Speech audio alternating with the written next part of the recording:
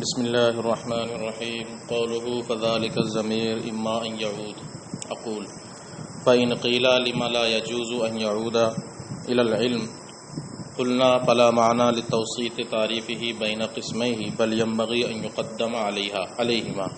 فإن قلت مطلق التصور مرادف للعلم كما سيصرح به فما الفائدة في الافتتاح بتقسيم العلم ثم بتعريف المراد في الذي هو تعريفه في الحقيقة؟ قلت الفائدة في ذلك التنبيه على أن التقسيم هو العمدة في بيان الحاجة دون تعريفه لأنه معلوم بوجه ما وذلك كاف في تقسيمه، أو التنبيه على أن تفسير العلم بذلك مشهور ففسر مطلق التصور به ليعلم أنه مرادفه كما صرح بذلك في قوله تنبيها على أن التصور كما يطلق إلى آخره. فإن قلت تقسيم العلم إلى تصور فقط وإلى تصور معه حكم يدل على أن معنى التصور أمر مشترك بين هذين القسمين يتقيد تارة باقتران الحكم وتارة بعدم الحكم، فقد علم بذلك أن التصور يطلق على ما يرادف العلم ويعم التصديق، فلا حاجة في ذلك إلى أن يعرف مطلق التصور دون التصور فقط. وأما إطلاق التصور على ما يقابل التصديق فذلك معلوم من المتعارف المشهور ولا مدخل فيه للتعريف وهو ظاهر ولا للتقسيم إذ لم يعلم منه إلا إطلاقه على معنى المشترك دون إطلاقه على خصوصية القسم الأول. قلت الحال ما ذكرت، لكن في التعريف تنبيه على ما يدل عليه التقسيم إذ ربما يغفل عنه، ولهذا التنبيه فائدة ستظهر عن قريب. قوله إسناد أمر إلى آخر. أقول هذا يعم الحكم الحملی والاتصالی والانفصالی ایجابا او سلبا. عزیز طلبہ، یہ آج کے سبق کی عبارت ہے جو ابھی آپ کے سامنے پڑھی گئی. ماشاءاللہ سبق آج کا بھی بہت آسان ہے اور آسانی سے آپ کو سمجھ میں بھی آئے گا. البتہ کچھ اعتراض اور جوابات ہیں، اسی طرح یہ پورا قول پورا ہوگا. قطبی کے اندر پہلے ماتن نے رسالہ شمسیہ کے اعتبار سے علم کی تقسیم کی تھی. علم کی دو قسمیں ہیں، تصور فقط اور تصور معہو حکم.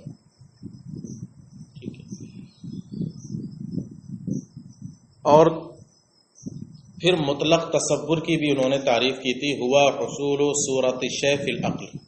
یہ مطلق تصور کی تعریف کی تھی. اس کے بارے میں تم قطبی کے اندر پوری تفصیل کے ساتھ پڑھ چکے ہو کہ وہاں ہوا سے مطلق تصور مراد ہے، تصور فقط مراد نہیں. اس کو دہرانے کی یہاں ضرورت نہیں. تو تصور فقط مراد نہیں بلکہ مطلق تصور مراد ہے کس سے؟ ہوا سے. یہ وہاں پڑھ چکے ہو. تو ہوا کی ضمیر وہاں لوٹائی گئی تھی کس کی طرف؟ مطلق تصور کی طرف، تصور فقط کی طرف نہیں. اس کی وجہ بھی وہاں بیان کی تھی کہ اگر تصور فقط کی طرف ہوا کی ضمیر لوٹائی جائے تو مطلب تصور فقط کا مطلب ہوگا حصول صورت الشیء فی العقل. مطلب تصور کا یہی معنی ہے نا. تو اگر ہوا سے مطلق تصور نہ مراد لیا جائے، تصور فقط مراد لے لیا جائے تو کیا معنی ہوگا تصور فقط کا؟ حصول صورت الشیء فی العقل، کسی چیز کا عقل میں آنا. اور حصول صورت الشیء فی العقل تو تصدیق میں بھی پایا جاتا ہے. اتنا تصور تو تصدیق میں بھی. تو تعریف جو ہے وہ دخول غیر سے معنی نہیں رہے گی بلکہ تصدیق بھی اس کی تعریف میں داخل ہو جائے گی. اس لیے فرمایا تھا کہ وہاں ہوا سے کیا مراد ہے؟ مطلق تصور، جو تصور فقط میں بھی پایا جاتا ہے اور تصدیق میں بھی پایا جاتا ہے. اب کوئی خرابی لازم نہیں آئے گی. یہاں یہ کہہ رہے ہیں کہ وہ ہوا کی ضمیر نہ تصور فقط کی طرف لوٹائی جائے، نہ تصور معہو حکم کی طرف، نہ مطلق تصور کی طرف، بلکہ علم کی طرف کیوں نہیں لوٹائی جاتی؟ سیدھے سیدھے کس کی طرف لوٹائی جائے؟ علم کی طرف. علم ہی کی تقسیم ہو رہی ہے نا. تو پھر اس کو لوٹانا چاہیے کس کی طرف؟ علم کی طرف. تو اس کا جواب دیا کہ علم کی طرف لوٹانے کا کوئی فائدہ نہیں. علم کی طرف لوٹانے کا کوئی فائدہ نہیں. کیوں؟ کیونکہ تقسیم کس کی ہو رہی ہے؟ علم کی. اور تقسیم کس طرح کی ہے انہوں نے؟ علم کی دو قسمیں ہیں، تصور فقط، پھر اس کے بعد فرمایا ہے ہوا حصول صورت الشیء فی العقل، یہ آیا ہے. اس کے بعد آیا ہے وتصور معہ حکم، یعنی پہلے تصور فقط پہلی قسم بیان کی، پھر مطلق تصور کی تعریف بیان کی بیچ میں، اور اس کے بعد دوسری قسم یعنی تصدیق کو بیان کیا، یعنی بیچ میں تصور مطلق کی تعریف بیان کی. تو اب یہ کہتے ہیں کہ ہوا کی ضمیر کو علم کی طرف لوٹانے کا کوئی فائدہ نہیں، کوئی معنی نہیں. کیوں؟ کیونکہ کسی چیز کی تعریف اس کی دونوں قسموں کے بیچ میں نہیں بیان کی جاتی، بلکہ قسموں سے مقدم ہونا چاہیے. تو اب اگر یہ علم کی طرف لوٹائی جائے گی تو مطلب یہ ہوگا کہ علم کی تعریف کی جا رہی ہے اس کی دونوں قسموں کے بیچ میں. پہلے تصور فقط کہا، پھر علم کی تعریف کر رہے ہیں، اس کے بعد تصور مع حکم تصدیق کو بیان کر رہے ہیں. تو اور بیچ میں تعریف کرنے کا کوئی مطلب نہیں ہوتا، بلکہ تعریف اگر کسی چیز کی ہونا چاہیے تو اس کی قسموں سے پہلے ہونا چاہیے، نہ کہ قسموں کے بیچ میں ہونا چاہیے. لہذا اس کی طرف نہیں لوٹا سکتے. ملاؤ فَإِنْ قِيلَ، تو اب اگر یہ اعتراض کیا جائے لما لا يجوز ان يعود الى العلم، کہ یہ ضمیر علم کی طرف کیوں نہیں لوٹتی؟ قلنا، ہم کہتے ہیں فلا معنی لتوسیط تعریفہ بین قسمیہ، کسی چیز کی دونوں قسموں کے درمیان اس کی تعریف کو رکھنا اس کا کوئی معنی نہیں. بل ينبغي ان يقدم علیہما، بلکہ مناسب تو یہ ہے کہ تعریف دونوں قسموں پر کیا ہونا چاہیے؟ مقدم ہونا چاہیے. فَإِنْ قُلْتَ، دوسرا اعتراض، معترض پھر اعتراض کرتا ہے کہ مطلق تصور یہ علم کا مرادف ہے، جیسا کہ آپ وہاں بیان کر چکے ہیں. امام قطبی کے اندر پوری مکمل وضاحت کر چکے ہیں کہ مطلق تصور کیا ہے؟ علم کا مرادف ہے، دونوں ایک ہی چیزیں. تو پھر علم کی تقسیم کرتے وقت اس کی تعریف کرنے کا کیا فائدہ؟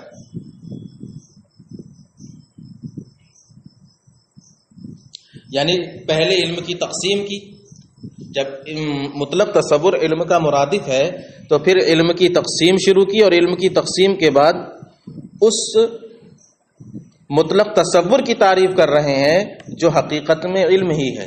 تو اس کا کیا فائدہ ہے؟ اگر آپ کو کرنا ہی تھا تو پہلے علم کی تقسیم تعریف کرتے، پھر اس کی تقسیم کرتے. یہ کیا مطلب ہوا کہ پہلے علم کی تقسیم سے کلام کو شروع کیا، اس کے بعد اس مطلق تصور کی تعریف کر رہے ہیں جو علم کا کیا ہے؟ مرادف ہے. ایسا کیا ہے؟ تو اس کا جواب دیتے ہیں کہ یہاں فائدہ بیان کرنا مقصود ہے.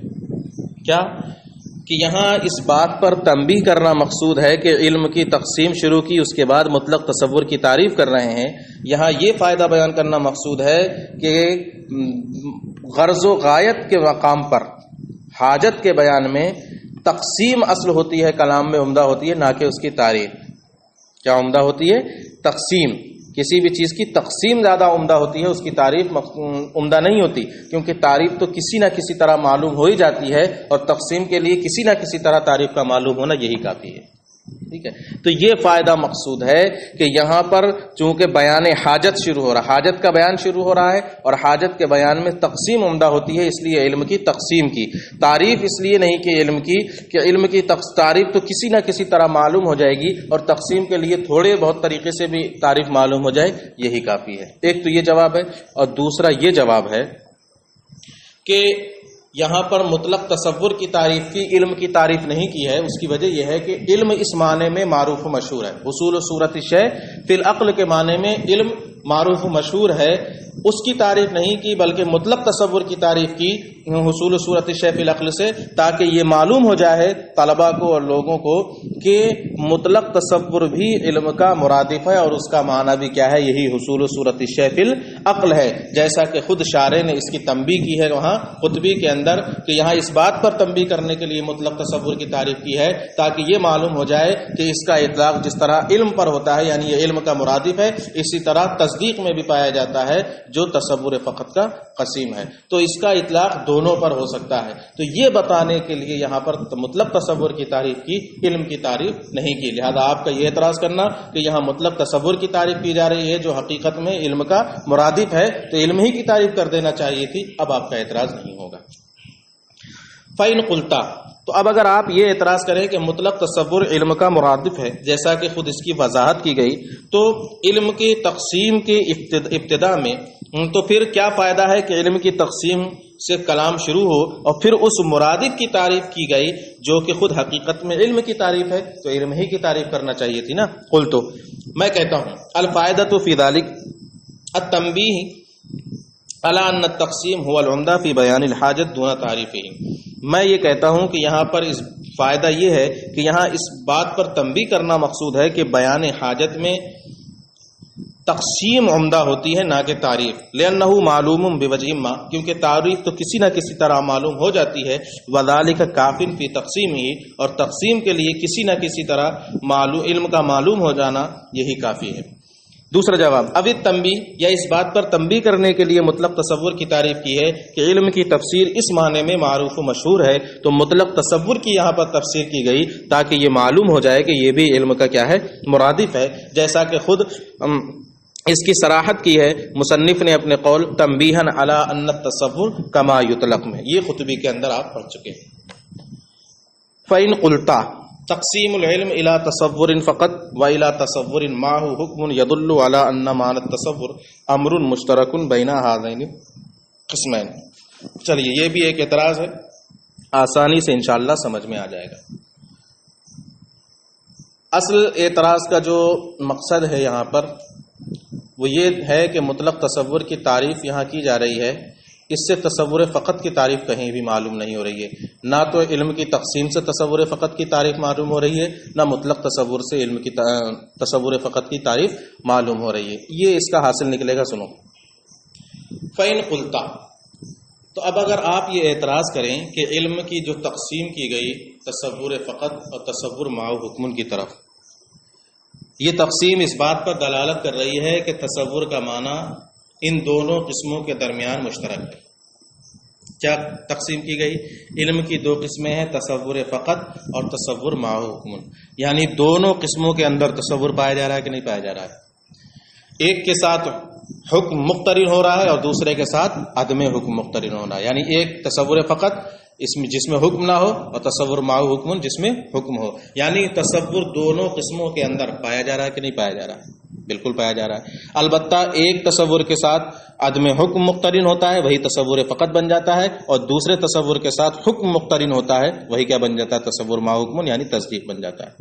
ٹھیک ہے، تو اب جب یہ سمجھ میں آ رہا ہے کہ امر تصور مطلق ان دونوں قسموں کے درمیان مشترک ہے، تو اسی سے یہ بات واضح طور پر سمجھ میں آ رہی ہے کہ مطلق تصور کا اطلاق علم کے مرادف پر بھی ہوگا، اس تصور کا اطلاق علم کے مرادف پر بھی ہوگا، یعنی مطلق تصور پر، اور تصدیق کو بھی عام ہوگا، یعنی تصدیق میں بھی پایا جائے گا، اور جو علم کا مرادف ہے یعنی مطلق تصور کا اطلاق اس پر بھی ہوگا کہ نہیں ہوگا؟ یہ تو شرح میں بھی پڑھ چکے ہو قطبی کے اندر۔ تو اب یہاں پر الگ سے مطلق تصور کی تعریف کرنے کی ضرورت نہیں تھی، بلکہ ضرورت تھی کس کی؟ تصور فقط کی تعریف کرنے کی، وہ نہیں کی گئی۔ ٹھیک ہے، ضرورت کس کی تھی؟ تصور فقط کی، تو تصور فقط کی تعریف نہیں کی گئی بلکہ مطلق تصور کی تعریف کی گئی، جبکہ مطلق تصور کے بارے میں تو تقسیم ہی سے معلوم ہو جا رہا ہے کہ ہاں یہاں ایک ایسا تصور ہے جو دونوں قسموں پایا جا رہا ہے، یہ تصور اس کا اطلاق علم کے مرادف پر بھی ہو رہا ہے اور تصدیق میں بھی پایا جا رہا ہے، گویا کہ ایک مطلق تصور یہاں ہے، تو الگ سے اس کی تعریف کرنے کی کوئی ضرورت نہیں تھی۔ اتنا ملا ہوا ایک اعتراض۔ تو اگر آپ کہیں کہ علم کی تقسیم تصور فقط اور تصور معه حکم کی طرف، یہ اس بات پر دلالت کر رہی ہے کہ تصور کا معنی ان دونوں قسموں کے درمیان مشترک ہے، یتقید تارۃ باقتران الحکم، جو کبھی حکم کے ساتھ مقترن ہوتا ہے، و تارۃ بعدم الحکم، اور کبھی عدم حکم سے مقترن ہوتا ہے۔ فقد علم بذلک، تو اسی سے معلوم ہو گیا، ان التصور یطلق علی ما یرادف العلم، تصور کا اطلاق اس معنی پر بھی ہوتا ہے، یعنی اس تصور پر بھی ہوتا ہے جو علم کا مرادف ہے، وَيَعُمُّ التصدیق، اور تصدیق کو عام ہے، یعنی تصدیق میں بھی پایا جاتا ہے۔ فلا حاجت فی ذلک الی ان یعرف مطلق التصور، تو یہاں مطلق تصور کی تعریف کرنے کی کوئی ضرورت نہیں تھی، دون التصور فقط، تصور فقط کے بغیر، یعنی یہاں ضرورت تھی تصور فقط کی تعریف کرتے، لیکن وہ نہیں کی، بلکہ کس کی تعریف کی؟ تصور مطلق کی۔ وَأَمَّا اطلاق التصور علی ما یقابل التصدیق، فذلك معلوم من المتعارف المشهور ولا مدخل فيه للتعريف وهو ظاهر ولا للتقسيم إذ لم يعلم منه إلا إطلاقه على معنى المشترك دون إطلاقه على خصوصية القسم الأول. اب سنیے، کہتے ہیں کہ یہ معنی تو معلوم ہو گیا کہ تصور کا اطلاق اس تصور پر بھی ہوتا ہے جو علم کا مرادف ہے اور تصدیق میں بھی پایا جاتا ہے، ٹھیک ہے، لیکن تصور کا اطلاق اس پر جو تصدیق کا مقابل ہے یعنی تصور فقط، یہ معلوم ہو جا رہا ہے ہمیں کس سے؟ علم کی جو تقسیم مشہور ہے اسی سے. کیا ہے علم کی دو قسمیں؟ تصور اور تصدیق. تقسیم مشہور کیا ہے؟ تصور اور تصدیق. تو وہیں سے معلوم ہو جا رہا ہے کہ علم تصور کا اطلاق اس تصور پر بھی ہوگا، تصور کا اطلاق اس تصور پر بھی ہوگا جو تصدیق کا قسیم ہے. تو وہی کہتے ہیں کہ تصور کا اطلاق تصور فقط پر یعنی اس پر جو تصدیق کا مقابل ہے یہ ہمیں تعریف مشہور سے معلوم ہو جا رہا ہے. وہاں پر تصور فقط نہیں کہا گیا بلکہ کیا کہا گیا ہے؟ صرف اور صرف تصور کہا گیا ہے. تو گویا کہ تصور اس میں بھی پایا جا رہا ہے، یہ ہمیں وہاں سے معلوم ہو رہا ہے. لہذا تصور مطلق کی تعریف کا اس میں کوئی دخل نہیں. مطلق تصور کی یہاں پر جو تعریف کی گئی اس کا اس میں کوئی دخل نہیں کہ یہ تصور فقط میں جو تصور پایا جا رہا ہے اس کو بتائے، نہیں.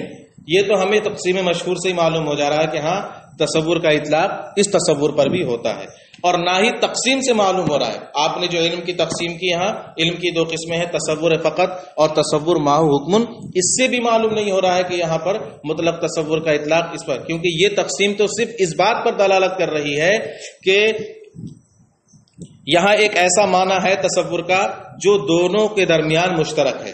یہ تقسیم تو صرف یہ بتا رہی ہے نا کہ ایک ایسا تصور ہے یہاں جو ان دونوں قسموں کے درمیان مشترک ہے. صرف قسم اول یعنی تصور فقط پر تو کوئی دلالت نہیں کر رہی ہے نا، وہ تو ایسے معنی پر دلالت کر رہا ہے تصور یہاں علم کہ تقسیم ایسے تصور پر دلالت کر رہی ہے جو تصور دونوں کے درمیان مشترک ہے. قسم اول یعنی تصور فقط پر کچھ دلالت نہیں کر رہی ہے. لہذا تقسیم سے بھی تصور فقط پر کوئی دلالت نہیں ہو رہی ہے. لہذا تصور فقط کے بارے میں ہمیں جو معلوم ہو رہا ہے کہ مطلق تصور کا اطلاق اس پر، تو یہ کہاں سے معلوم ہو رہا ہے؟ تصور تعریف معروف مشہور سے. اس کا جواب دیتے ہیں کہ واقعی حال یہی ہے جو آپ نے ذکر کیا کہ تقسیم سے تو ہمیں صرف یہ معلوم ہو رہا ہے کہ یہاں ایک ایسا تصور ہے جو دونوں قسموں کے درمیان مشترک ہے. قسم اول یعنی تصور فقط پر اس کی کوئی واضح دلالت نہیں ہے. ایسے ہی مطلق تصور کی جو قسم تعریف کی گئی اس سے بھی تصور فقط کا کوئی لینا دینا نہیں، کیوں مطلق تصور کی تعریف کیا ہے؟ ہوا حصول صورت الشیء فی العقل. یہ بھی اس کی تعریف، اس تعریف کا بھی اس پہ کوئی دخل نہیں ہے، یہ صحیح ہے. لیکن ہم نے یہاں پر جو تعریف کی ہے مطلق تصور کی، اس کی وجہ یہ ہے کہ یہاں اس بات پر تنبیہ ہو جائے کہ مطلق تصور ایک الگ چیز ہے اور تصور یعنی جو تصدیق کا قسیم ہے وہ الگ چیز ہے. یہ ہم نے اس لیے کیا ہے تاکہ تقسیم مشہور پر جو اعتراض وارد ہو رہا تھا وہی قسم الشیء قسیم منہ والا، وہ اعتراض یہاں پر وارد نہ ہو، اس بات پر تنبیہ کرنے کے لیے، کیونکہ اس سے کبھی کبھی غفلت ہو جاتی ہے اور آدمی اس تصور کو مطلق تصور سمجھ لے یا مطلق تصور کو تصدیق کا قسیم سمجھ لے گا. ایسا اس وجہ سے بچنے کے لیے ہم نے یہاں پر تصور فقط اور تصور ماہو حکمن کر کے اس کو بیان کر دیا ہے. بات تو یہی ہے جو آپ نے کی، لیکن بس ہمیں یہ تنبیہ کرنا مقصود تھی کہ جو اعتراض وہاں تقسیم مشہور پر ہو رہا ہے وہ اعتراض یہاں پر نہ ہو، اس لیے ہم نے مطلق تصور کی تعریف بالکل الگ کر دی تاکہ بات بالکل واضح ہو جائے. اب ملا لو. واما اطلاق التصور علی ما یقابل التصدیق، اور رہا تصور کا اطلاق اس تصور پر جو تصدیق کا مقابل ہے یعنی تصور فقط، فذالک معلوم من المتعارف المشہور، تو وہ تو اس کی تعریف مشہور سے معلوم ہے. ولا مدخل فیہ للتعریف، لہذا تصور مطلق کی تعریف کا اس کو بتانے میں کوئی دخل نہیں. وہو ظاہر، اور یہ بات بالکل ظاہر ہے. ولا للتقسیم، اور نہ ہی تقسیم کو، علم کی جو تقسیم یہاں کی گئی ہے اس کو بھی تصور فقط کو بتانے میں کوئی دخل نہیں. اذ لم یعلم من، کیونکہ تقسیم سے صرف اتنا ہی معلوم ہوتا، اذ لم یعلم منہ الا اطلاقہ علی المعنی المشترک دون اطلاقہ علی خصوصیت القسم الاول، کیونکہ تقسیم سے تو صرف اتنا معلوم ہوتا ہے کہ تصور کا اطلاق ایک معنی مشترک پر ہوتا ہے، یعنی حصول صورت الشیء فی العقل، نہ کہ اس کا اطلاق قسم اول پر خاص طور پر یعنی تصور فقط پر یہ معلوم نہیں ہو رہا. قلت میں کہتا ہوں الحال ما ذکرتا، حال وہی ہے جو آپ بیان کر رہے ہیں، لیکن فی تعریف تنبیہ علی ما یدل علیہ التقسیم، البتہ تعریف میں اس بات پر تنبیہ کرنا مقصود ہے جس پر کہ تقسیم دلالت کر رہی ہے. تقسیم دلالت اس بات پر کر رہی ہے کہ علم کی دو قسمیں ہیں، تصور فقط اور تصور معه حکم. لہذا تقسیم مشہور پر جو اعتراض وارد ہو رہا تھا وہ اعتراض اب یہاں پر وارد نہیں ہوگا. اذ ربما یغفل عنہ، کیونکہ کبھی کبھی اس سے غفلت ہو جاتی ہے اور آدمی قسم شے کو قسیم و شے سمجھ سکتا ہے. ولہذا تنبیہ فائدۃ ستظہر عن قریب، اور اس تنبیہ کا فائدہ بھی ہے جو عن قریب ظاہر ہوگا. جہاں وہ جواب دیا گیا تھا، اعتراض ہوا تھا قسم شے قسیم منہ والا، تو اس کا شارح نے جو جواب دیا تھا وہی فائدہ یہاں پر بیان کرنا مقصود ہے کہ یہ فائدہ ہے، اس کو یہاں بھی بیان کریں گے. قولہ اسناد امر الی امر آخر،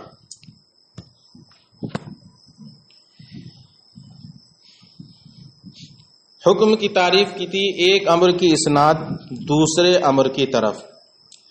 اس کے بارے میں یہ صاحب میر فرماتے ہیں کہ یہ تعریف حکم حملی ہو یعنی جیسے زید القائم اس کو بھی شامل ہوگی، حکم اتصالی ہو جیسے انکانت الشمس طالعۃ فالنہار موجود اس کو بھی شامل ہوگا، والانفصالی جیسے العدد اما زوج او فرد حکم انفصالی ہو اس کو بھی شامل ہوگا، اب چاہے وہ ایجابن ہو یا سلبن ہو.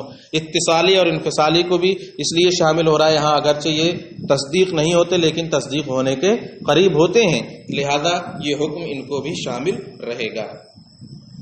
قولہ ثم مفہوم الکاتب، اقول تاخر ادراک مفہوم الکاتب عن ادراک الانسان کما تقتضیہ لفظۃ ثم لیس امرا واجبا بل ہوا امر استحسانی فإن الاولی ان یلاحظ الذات اولا ثم مفہوم الصفات. واما ادراک نسبت ثبوت الکتابۃ الی الانسان فلا بد ان یتأخر عن ادراکہما معا. تصدیق کے بیان میں آپ نے پڑھا تھا کہ یہاں چار چیزوں کی ضرورت ہوگی، چار ادراکات چاہیے. انسان کا جیسے الانسان و کاتب ان میں چار ادراکات ہوں گے. سب سے پہلے انسان کا تصور ادراک، پھر کاتب کا تصور. یہ کیا تھا نا، ادراک الانسان اولا ثم مفہوم الکاتب.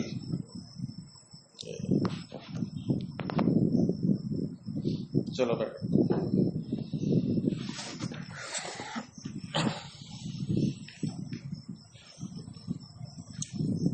تو سنو، ثم مفہوم الکاتب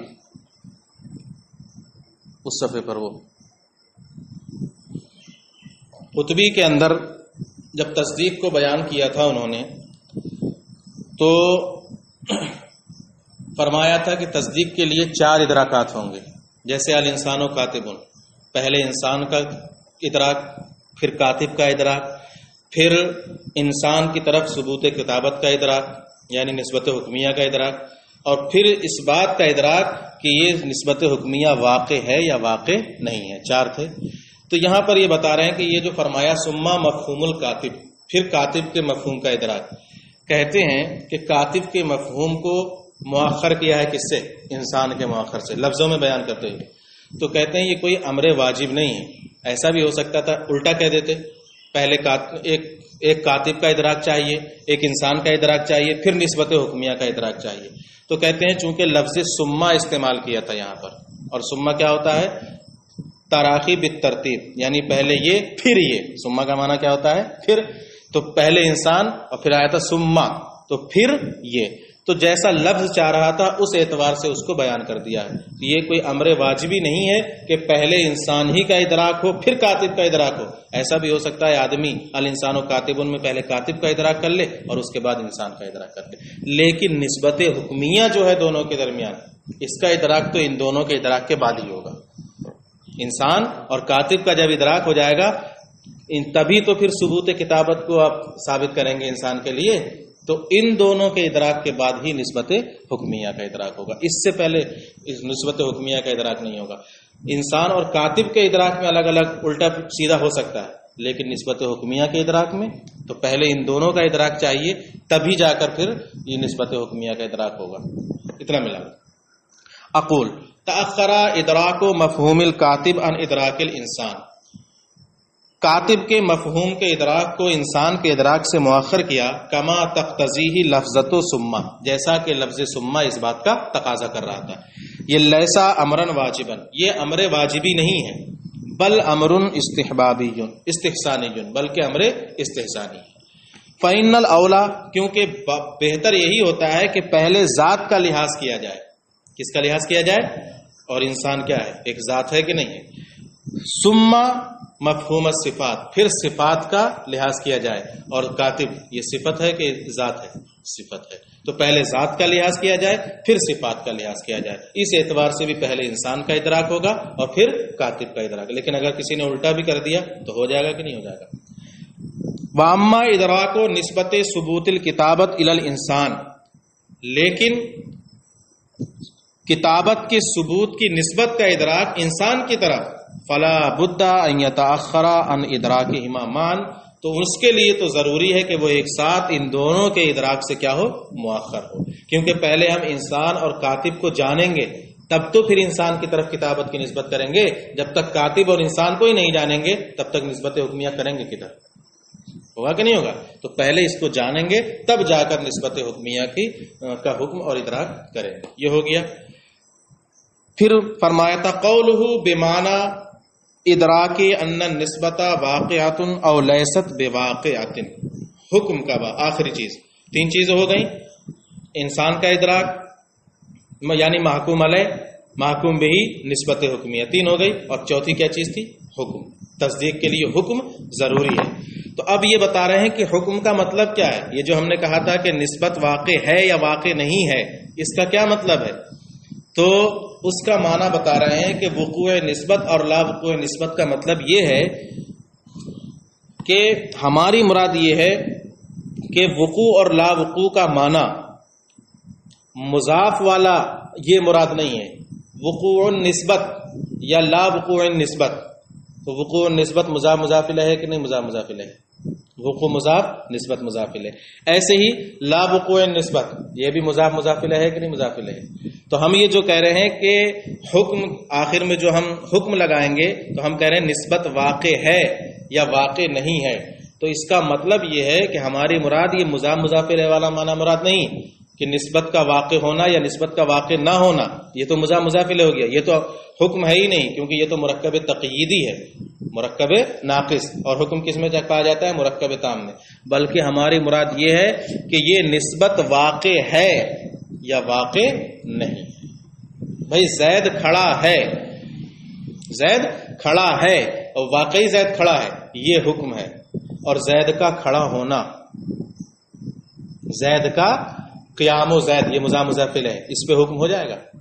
زید کا کھڑا ہونا، بس یہ اس پر حکم ہو ہی نہیں سکتا. ایسے ہی وقوع نسبت، نسبت کا واقع ہونا، بس اس کا ادراک کر لیا اور حکم پا لیا گیا، ایسا نہیں ہو سکتا. بلکہ یہ ہوگا نسبت واقع ہے. مثلا ہم نے کہا زید قائم، زید کھڑا ہے، تو اب نسبت واقع کیا ہوگی؟ واقعی زید کھڑا ہے، یہ ہے حکم. اور زید کا کھڑا ہونا یہ حکم نہیں ہے. تو یہی بتا رہے ہیں کہ ہماری مراد مضاف مضاف الیہ کا معنی نہیں، بلکہ نسبت واقع ہے یقینی طور پر، وہ حکم کہلاتا ہے. دیکھو اقول یرید بہ الشارع، اس سے شارع کی مراد یہ ہے انا لا نانی بادراک وقوع النسبت او لا وقوعها ان یدرک معنی الوقوع اب لا وقوع مضافا الی النسبت. ہم وقوع نسبت یا لا وقوع نسبت کے ادراک سے یہ مراد نہیں لے رہے ہیں کہ وقوع اور لا وقوع کا معنی نسبت کی طرف مضاف ہو کر ادراک کر لیا جائے، یہ مراد نہیں ہے. فإن ادراکہما بہذا المعنی لیس حکما، کیونکہ ان دونوں کا ادراک اس معنی میں حکم ہے ہی نہیں. بل ہوا ادراک مرکب تقییدی من قبیل الاضافت، بلکہ یہ ادراک تو مرکب تقییدی کا ادراک ہے جو کیا ہے؟ اضافت کی قبیل سے ہے، اور اضافت والی قبیل کی چیز کو حکم نہیں کہہ سکتے. بل نانی، بلکہ ہماری مراد کیا ہے؟ بل نانی بے ادراک الوقوع، ہماری مراد وقوع کے ادراک سے یہ ہے کہ اس بات کا ادراک کیا جائے ان النسبت واقعات، ہاں یہ نسبت واقع ہے، ہاں یہ نسبت واقع ہے. یہ ایجاب وَيُسَمَّى هَذَا الْإِدْرَاكُ حُكْمًا ایجابیًا، اور اس ادراک کا نام حکم ایجابی ہوگا. اور ہماری مراد لا وقوع سے اس بات کا ادراک، عدم وقوع سے ہماری مراد اس بات کا ادراک کیا جائے ان النسبۃ لیست بواقعۃ، کہ نسبت واقع نہیں ہے، زید کھڑا نہیں ہے. یہ حکم ہوگا، زید کا کھڑا نہ ہونا یہ حکم نہیں ہوگا. تو مضاف مضاف والی صورت مراد نہیں ہے ادراک سے، بلکہ جملے والی قضیے والی صورت مراد ہے. وَيُسَمَّى هَذَا الْإِدْرَاكُ حُكْمًا سلبيًا، اور اس ادراک کا نام حکم سلبی رکھا جائے گا. ولا شک، اور اس میں کوئی شک نہیں، ان ادراک وقوع النسبت او لا وقوعها يجب ان يتاخر عن ادراک النسبت الحکمیہ كما يجب تاخر ادراکهما عن ادراک طرفیها. اب بتا رہے ہیں کہ حکم کا ادراک تو تینوں سے مؤخر ہوگا. چار چیزیں تصدیق کے لیے: محکوم علیہ کا تصور، محکوم بہی کا تصور، نسبت حکمیہ کا تصور، اور اب حکم کا تصور. تو کہتے ہیں کہ حکم کا جو ادراک یعنی وقوع نسبت لا وقوع نسبت کا ادراک تینوں سے مؤخر ہوگا، انسان کے تصور سے بھی، کاتب کے تصور سے بھی، اور ان دونوں کے درمیان جو نسبت ہے ثبوت کتابت یا عدم ثبوت کتابت کی، ان تینوں سے مؤخر ہوگا. آخر میں حکم پایا جائے گا، یعنی وقوع نسبت یا لا وقوع نسبت کا ادراک ہوگا. جیسے نسبت حکمیہ ان دونوں سے مؤخر ہے، کس سے؟ انسان اور کاتب سے. اسی طرح حکم تینوں سے مؤخر ہوگا.